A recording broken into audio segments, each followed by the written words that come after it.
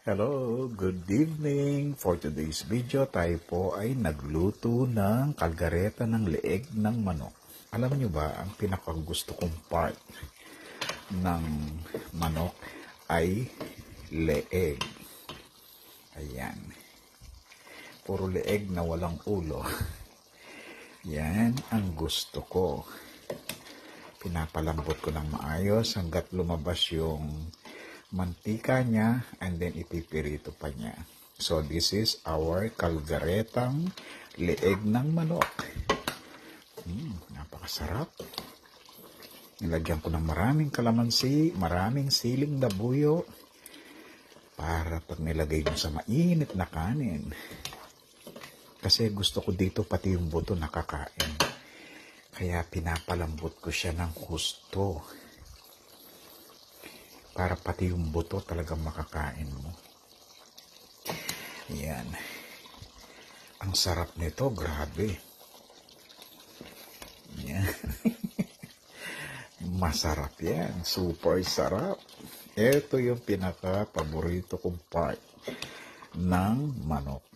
Actually, masarap din ito pag inano mo sa arroz caldo, tapos may nilagang itlog ka rin.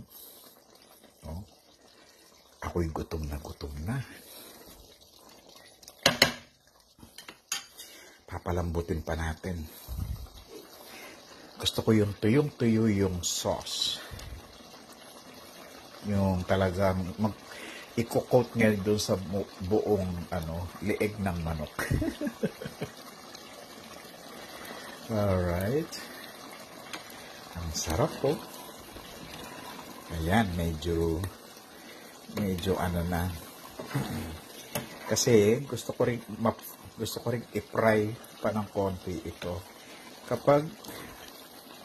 Pag nagmantika na ito, ang susunod, eto, mapiprito na itong mga ito. Doon mo makikita ang sarap. Lasang-lasa talaga. Ayan. Yan. Pinipirito na siya. Naku po, ang sarap niyan. Mapaparami na naman tayo ng rice. At saka, patis at kalamansi. Alright. Naku, ang sarap nito. Grabe. At napakaanghang. Ang dami. 10 ata yung siling labu yung nilagay ko dyan.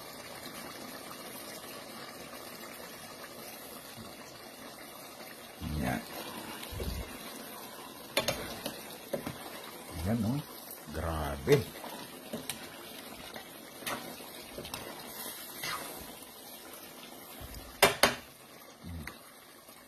Sige po. Kain na.